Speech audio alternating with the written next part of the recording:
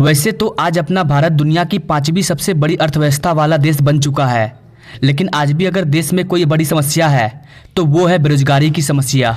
आए दिन इस बात को लेकर डिबेट होते रहते हैं कि सरकार ने जॉब्स नहीं दिए। कहा जाता है देश के करोड़ों युवा बेरोजगार हैं, सरकार सरकारी नौकरियां खा गई और भी बहुत कुछ। लेकिन हाल ही में स्टेट बैंक ऑफ इंडिया ने एक रिपोर्ट जारी किया है। इस रिपोर्ट के अकॉर्डिंग फाइनेंशियल ईयर 2020 से लेकर 2023 के बीच में इन 4 सालों में देश भर में कुल 5.2 करोड़ फॉर्मल जॉब्स क्रिएट हुए हैं। 5.2 करोड़ फॉर्मल जॉब। तो चलिए जानते हैं कि क्या ये रिपोर्ट सही है। क्या सच में भारत में 4 साल में 5.2 करोड़ नए जॉब क्रिएट हुए हैं। नमस्कार and welcome to you all India affairs. मैं हूं विकास। गाइस, इसे समझने से पहले हमें EPFO पेरोल के बारे में जानना होगा। EPFO का मतलब होता है एम्प्लॉयज प्रोविडेंट फंड ऑर्गेनाइजेशन। इसके अनुसार जब आप कोई भी फॉर्मल जॉब ज्वाइन करते हैं जहां आपको 15 से 20 हजार रुपये की मंथली सैलरी दी जाती है, जैसे कि लेबर या फिर फैक्ट्री में काम करने वाले वर्कर्स, इन लोगों के लिए EPFO पेरोल काफी इंपॉर्टेंट है। इसके अंदर आपकी सैलरी का 12% पैसा EPF फंड में जमा होता है, ताकि इन फ्यूचर में अगर किसी व्यक्ति की मौत हो जाती है या कोई बड़ा हादसा हो जाता है तो ये पैसे उनकी फैमिली को दे दिए जाते हैं। पहले पेरोल पर जॉब करने वाले लोगों की डाटा पब्लिश नहीं होती थी, लेकिन 2018 से सरकार ने फॉर्मल सेक्टर में पेरोल पर जॉब करने वाले लोगों की जानकारी शेयर करना स्टार्ट कर दिया। देखा जाए तो कुल 3 तरह की स्कीम होती है: employees provident fund EPF, employees state insurance और नेशनल पेंशन स्कीम। इन तीनों स्कीम में ही लोग खुद को इनरोल करते हैं। तो वर्तमान में स्टेट बैंक ऑफ इंडिया ने जो डाटा जारी किया है उसके अनुसार EPFO और NPS स्कीम को मिलाकर भारत में कुल 5.2 करोड़ जॉब क्रिएट हुए हैं, वो भी सिर्फ 4 सालों में।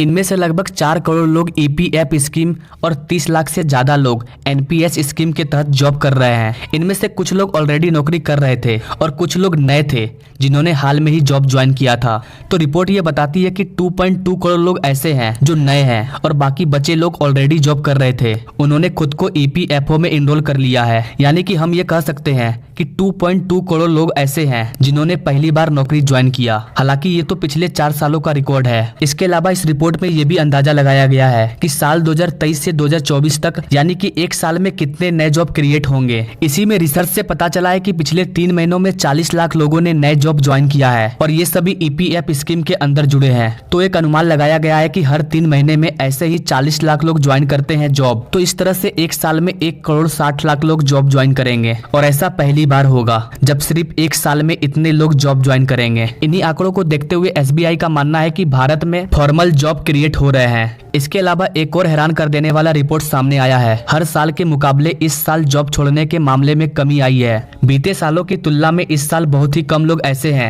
जिन्होंने अपनी पुरानी नौकरी छोड़कर नया जॉब ज्वाइन किया है या फिर अपना नया बिजनेस स्टार्ट किया है। इस रिपोर्ट के अकॉर्डिंग ज्यादातर लोग अपनी नौकरी को पसंद कर रहे हैं। आपको बता दें कि इस डाटा में यानी कि 5.2 करोड़ लोगों में 27% महिलाएं हैं और 73% पुरुष हैं। देखा जाए तो यहाँ पर महिलाओं को जॉब के लिए नए अवसर मिल रहे हैं। पहले ये आंकड़ा 20% से भी कम था, लेकिन अब ये 27% हो गया है। लेकिन अभी भी महिलाओं का आंकड़ा पीछे है, हमें इसे और इम्प्रूव करना है। आपने अक्सर लोगों को ये कहते हुए सुना होगा कि आज डिग्री से ज्यादा स्किल पर फोकस करना जरूरी है, वरना सिर्फ डिग्री को लेकर हम जॉब नहीं कर सकते। अपने स्किल को फोकस करने के लिए आप skill India digital app download कर सकते हैं। गाइस, यहाँ पर मैं इस ऐप का प्रचार नहीं कर रहा, इस ऐप से मेरा कोई वास्ता नहीं है। मैं इस ऐप के बारे में इसलिए बता रहा हूँ क्योंकि इस ऐप को सेंट्रल गवर्नमेंट के द्वारा लॉन्च किया गया है। इस ऐप पर आप कोई भी स्किल सीख सकते हैं और अपने स्किल के अकॉर्डिंग यहाँ पर आप जॉब भी ढूंढ सकते हैं। यहाँ पर आपको कई तरह के कोर्स भी मिलेंगे जो आपके स्किल को बढ़ाने में आपकी मदद करेगी। तो अगर आप चाहें तो इसे डाउनलोड कर सकते हैं और अपने स्किल को और भी इम्प्रूव कर सकते हैं और अपने स्किल के अकॉर्डिंग जॉब के लिए भी अप्लाई कर सकते हैं।